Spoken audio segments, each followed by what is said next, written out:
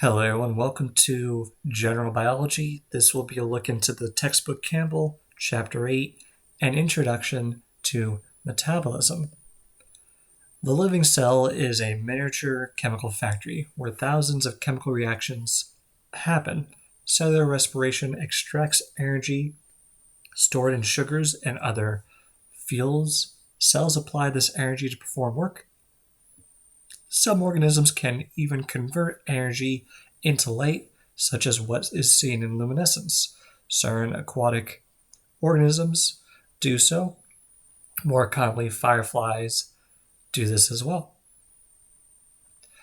Metabolism is the complete totality of an organism's chemical reactions. Metabolism is an emergent property of life that arises from orderly reactions between molecules.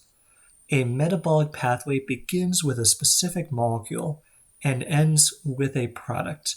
Each step is catalyzed or preferred by a specific enzyme, while going from one starting molecule to the next, and eventually to the end. While these chemical reactions might be possible to occur in nature on their own, they usually would occur very slowly. However, enzymes vastly speed up the ability to go from point A to B and so on, therefore making them biologically meaningful for life. In each step of a metabolic pathway, we have biorelevant enzymes that perform enzymatic reactions, allowing us to go from one starting molecule all the way to something that can be used in the body for functions.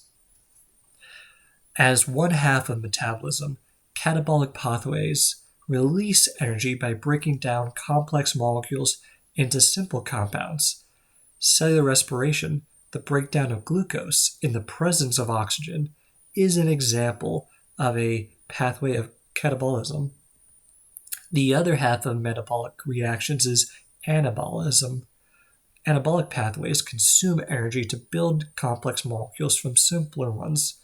An example being taking monomers of a carbohydrate, protein, nucleic acid, etc., and using them to build monomers. Now, in the case of bioenergetics, this is the study of how energy flows through organisms. Energy is the capacity to change. Energy exists in various forms, some of which can perform work. Kinetic energy is energy associated with motion. Thermal energy is the kinetic energy associated with random movements of atoms and molecules. Heat is the thermal energy in transfer between objects. Potential energy is the energy that matter possesses because of its location or structure. And chemical energy is potential energy available for release in a chemical reaction, usually by the breakdown of chemical bonds. Energy can be converted from one form to another. One example being a diver being on a diving board, having potential energy as it is in a higher plane, and then as the diver dives, potential energy converts slowly or converts towards kinetic energy. And thus, when the diver is no longer falling in the water, that diver again has potential energy, but far less than when they were above ground. And then it takes kinetic energy to climb back up. Thermodynamics, common in all forms of science from physics and chemistry and even biology, is the study of energy transformations from one form to another, and isolated systems such as that approximated by liquid in a thermos is unable to exchange energy or matter with its surroundings while that thermos is completely closed. In an open system, energy and matter can be transferred between the internal contents or the system and whatever lies outside the surroundings. Organisms, by nature, are open systems. According to the first law of thermodynamics, the energy of the universe is constant. Energy can be transferred or transformed, but it cannot be created or destroyed. The first law is also called the principle of conservation of energy. Such as an example, energy can be converted from food into chemical energy that can be used to do work such as kinetic energy, and any leftover energy not used could leave as waste energy. This is an example of the first and second law of thermodynamics. During every energy transfer or transformation, some energy is unusable and is often lost as heat. According to the second law of thermodynamics, every energy transfer or transformation increases the entropy of the system. And entropy is simply a measure of molecular disorder or randomness, how all those molecules, atoms, and whatnot are randomly dispersed. Living cells unavoidably convert organized forms of energy to heat, or a more disordered form of energy. Spontaneous processes occur without energy input. They can happen quickly or slowly. For a process to occur spontaneously, it must increase the entropy of the surrounding universe. Processes that decrease entropy are non-spontaneous. They will occur only if energy is provided for the chemical reaction to occur, as opposed to being released once the chemical reaction is finished.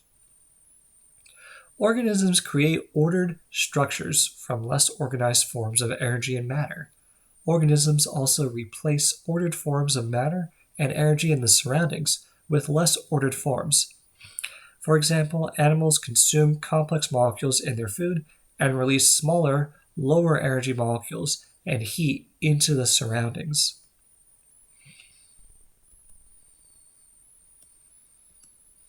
The evolution of more complex organisms does not violate the second law of thermodynamics. Entropy, or commonly called disorder, may decrease in a particular system, such as an organism, as long as the total entropy of the system and surroundings increases. Biologists want to know which reactions occur spontaneously and which require input of energy. To do so, they need to determine the energy and entropy changes that occur in chemical reactions. A living system's free energy, often represented as delta G or Gibbs free energy, is energy that can do work when temperature and pressure are uniform in a living cell. Essentially, this is the energy that is available to do actual work. The change in free energy or change in Gibbs free energy, delta G, during a process is related to the change in heat energy, enthalpy, change in total energy, delta H, and change in entropy, delta S, and temperature in Kelvin units, T. Delta G, or the change in Gibbs free energy, is always equal to the change in enthalpy minus the product of temperature times the change in entropy. Delta G is negative for all spontaneous processes, with 0 or positive delta G are never spontaneous.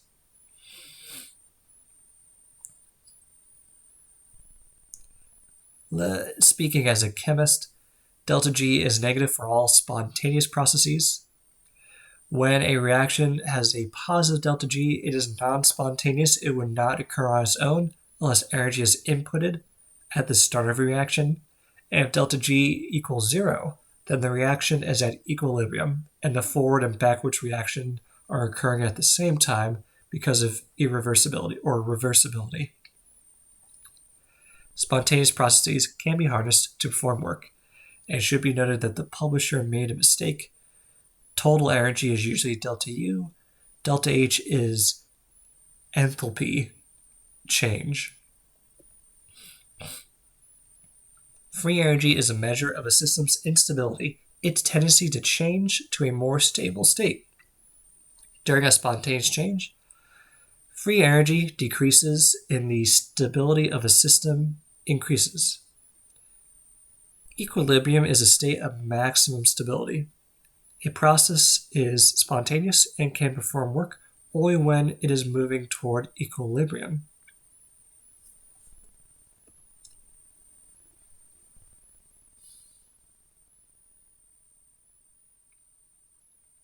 Following are some examples of spontaneous reactions. For example, a diver, once they leave the diving board, they will spontaneously move toward the ground or water due to gravitational motion. As something that can be dissolved in water is released, it has a natural tendency to become dissolved in water and its particles spread out. And certain chemical reactions also occur similarly spontaneously, as in some starting materials will naturally, without any inputted energy, break down into new or different molecules, going from a high energy state to a low energy state, causing a net change in free energy. Negative free energy, which means energy leaves the starting point. The concept of free energy can be applied to the chemistry of life's processes. One type is an exergonic reaction that proceeds with a net overall release of free energy. These are always spontaneous. Then there are endergonic reactions, which absorb energy from its surroundings, and those are always non-spontaneous.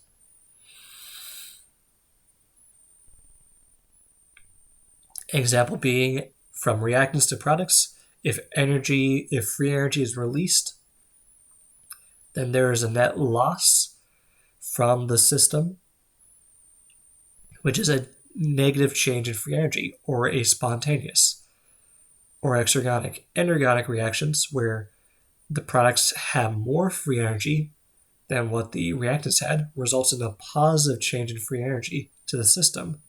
Therefore, energy was removed from the surroundings into the system.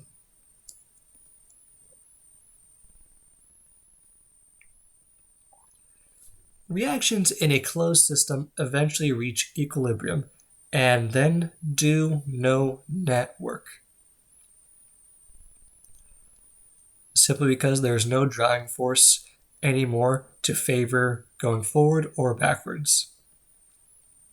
Cells are not in equilibrium. They are open systems experiencing a constant flow of materials. A defining feature of life is that metabolism is never at equilibrium. A catabolic pathway in a cell releases free energy in a series of reactions.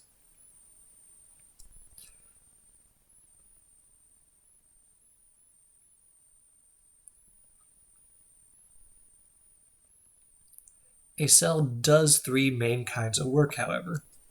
Chemical work, by pushing endergonic reactions to occur.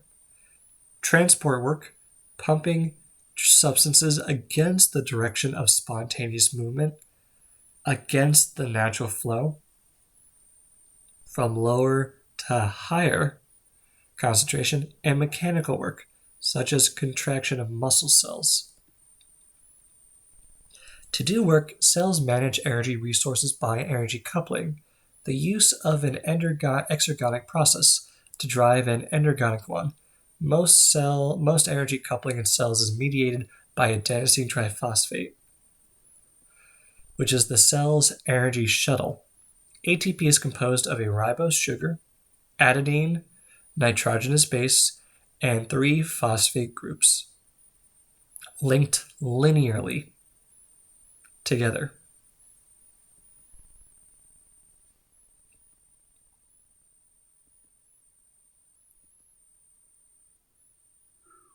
The bonds between the phosphate groups of ATP tail can be broken by hydrolysis or the addition of water.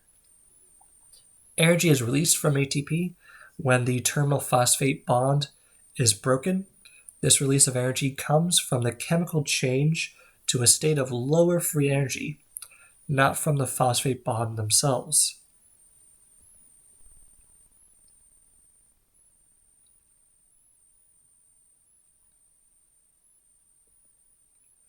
The three types of cellular work, mechanical, transport, and chemical, are powered by the hydrolysis of adenosine triphosphate.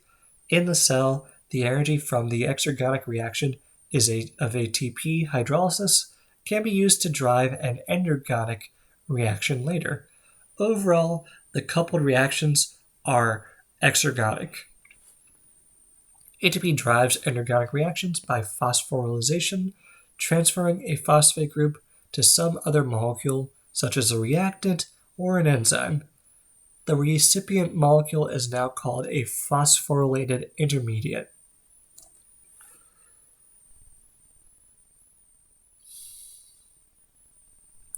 Such can be the reaction of converting glutamic acid and ammonia to form the amino acid glutamine.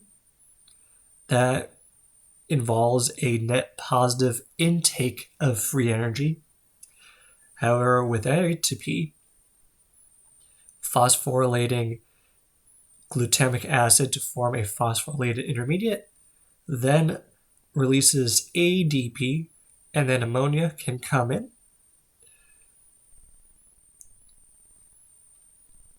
The dephosphorylation of ATP to ADP and organic phosphate releases more energy than what is needed to be input to aminate glutamic acid.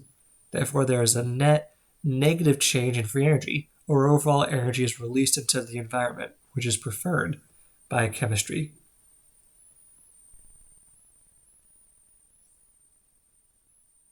Resulting in a coupled reaction. Transport and mechanical work in the cell are also powered by ATP hydrolysis. ATP hydrolysis leads to a change in protein shape and binding ability. Certain transport proteins, depending on whether they are phosphorylated or not, can allow certain materials to be transported in or perhaps out of a cell, depending on their direction. Similarly, motor proteins are able to take vesicles across the cytoskeletal tract through energy from ATP, breaking down into ADP and inorganic phosphate.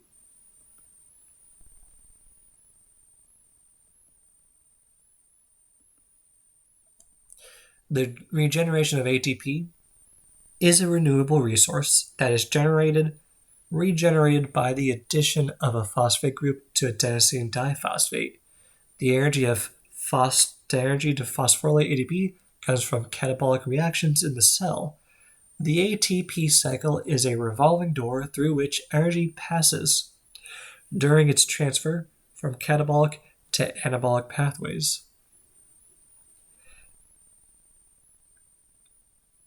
Such as an example of a net cycle where ADP can react with water and eventually hydrolyze to form ADP and organic phosphate, that eventually more energy is inputted later to form ATP.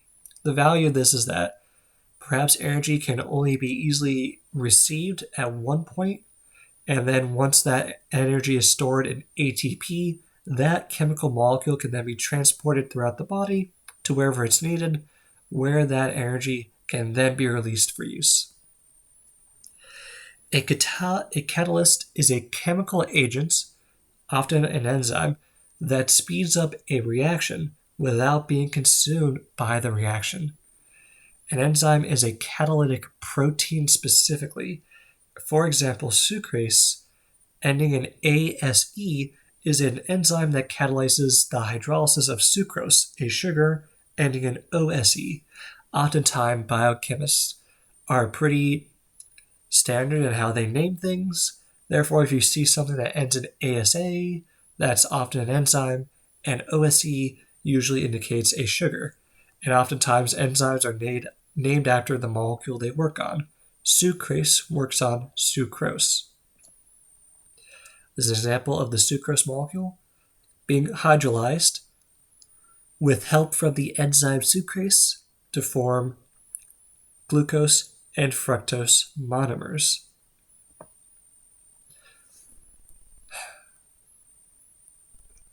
Every chemical reaction between molecules involves bond breaking and bond forming. The initial energy needed to start a chemical reaction is called the free energy of activation, or activation energy.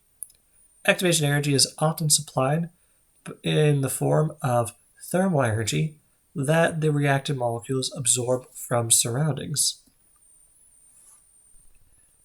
What we see here is that reactants initially have a certain amount of input energy or activation energy to reach a higher energy transition state that is then able to move down the energy landscape in free energy to produce products as a chemical reaction occurs with time.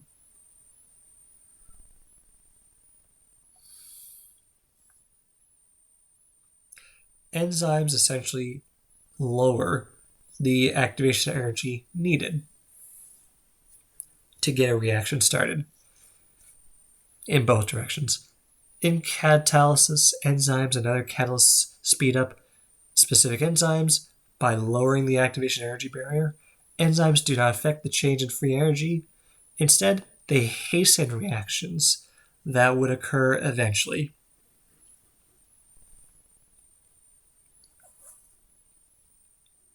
So enzymes do not change the thermodynamics, they change the kinetics of a chemical reaction, or how quickly it will occur.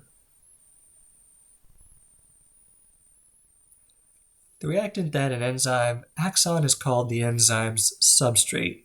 The enzyme binds to its substrate, forming an enzyme-substrate complex. While bound, the activity of the enzyme converts substrate to products. The reaction catalyzed by each enzyme is very specific. The active site is the region of the enzyme where the substrate must bind in order to work.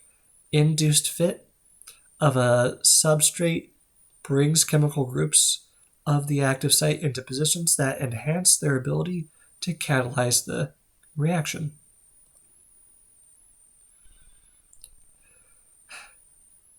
This is an example of an enzyme with a specific region where a substrate can bind in order to form that complex. Hexokinase.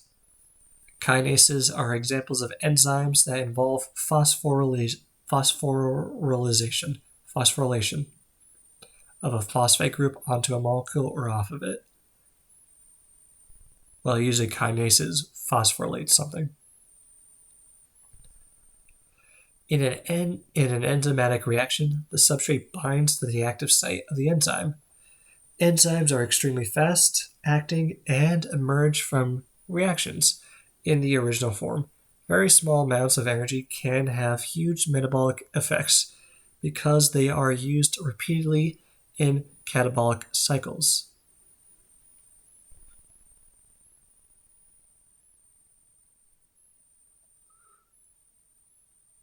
Here we see that an enzyme, after converting substrates into product material, the enzyme is still available to do the reaction over and over again.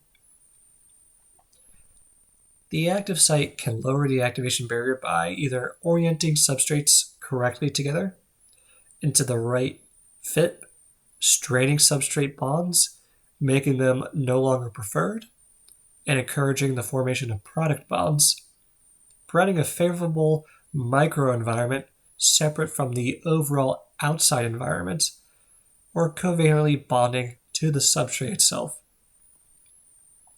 The rate of an enzyme-catalyzed reaction can be sped up by increasing substrate concentration. When all enzyme molecules have their active sites engaged, the enzyme is saturated. If the enzyme is saturated, the reaction rate can only be sped up by adding more enzyme. An enzyme's activity can be affected by general environmental factors such as temperature and pH, among many others. Chemicals that specifically influence the enzyme as well can affect whether an enzyme will function properly or to its maximum or minimum. Each enzyme can operate through specific regions, such as an optimal temperature in which it can actually function. Each enzyme has an optimal pH in which it can function. Optimal conditions favor the most active shape for an enzyme molecule, whereas going beyond that, the enzyme either is not as functional anymore or it can even denature into something that's no longer usable, since enzymes are proteins.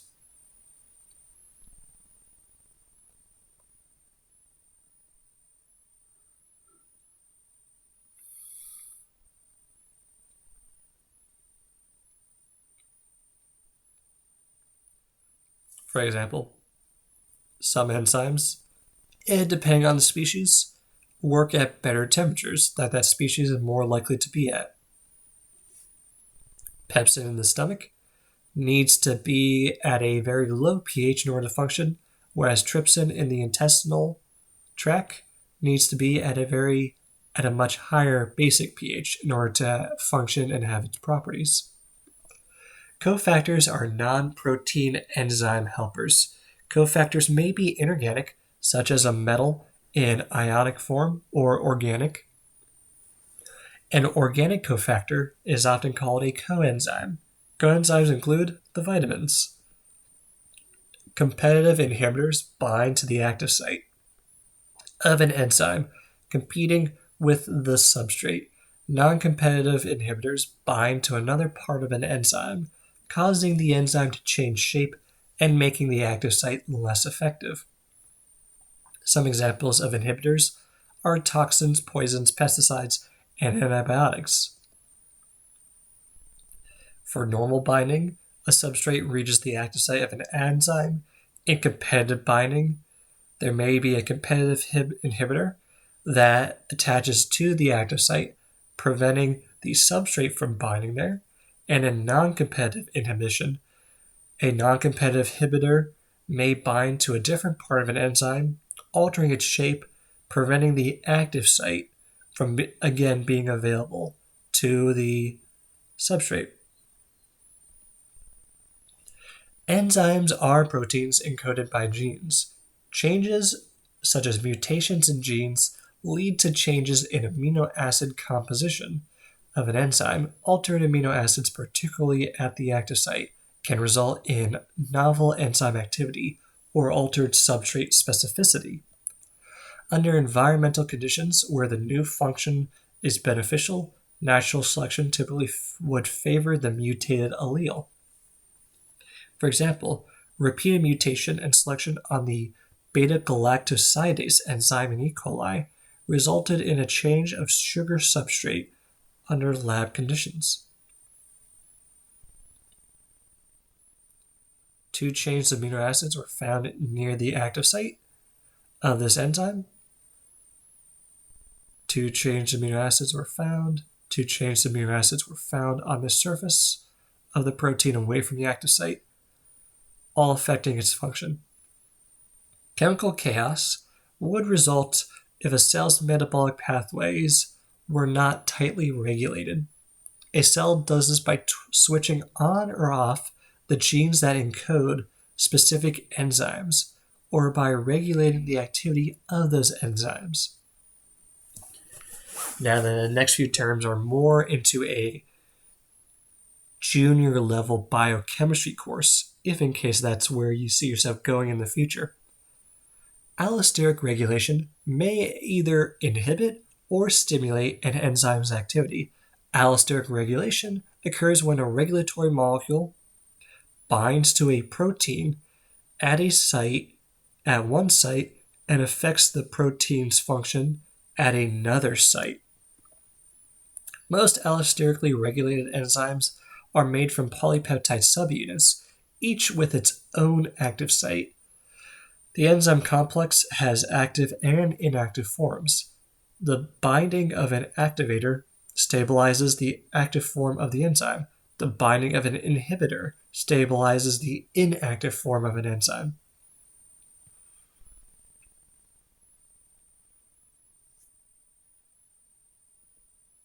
Cooperativity is a form of allosteric regulation that can amplify enzyme activity.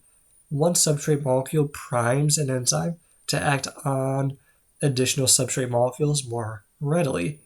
Cooperativity is allosteric because binding by a substrate to one active site affects catalysis in a different active site.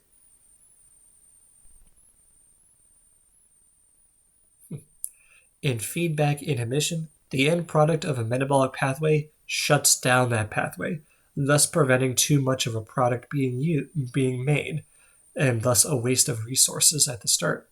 Feedback inhibition prevents a cell from wasting chemical resources by synthesizing more product than what is needed.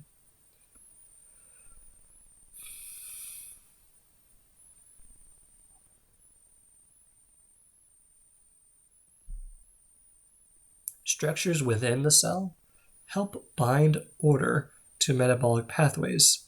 Some enzymes act as structural components of membranes. In eukaryotic cells, some enzymes reside in specific organelles. For example, enzymes for cellular respiration are located in the mitochondria.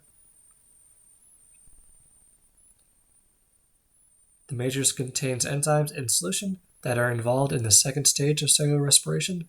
Enzymes for the third stage of cellular respiration are embedded in the inner membrane of mitochondria.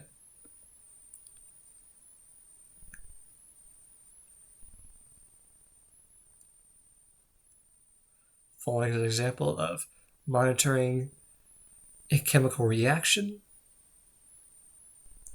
to see the concentration of inorganic phosphate in micromolar per milliliter.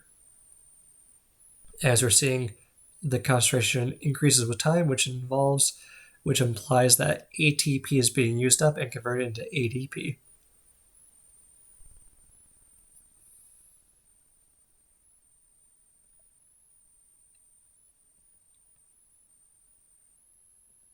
And these are some figures, and it looks like that is the end of this chapter.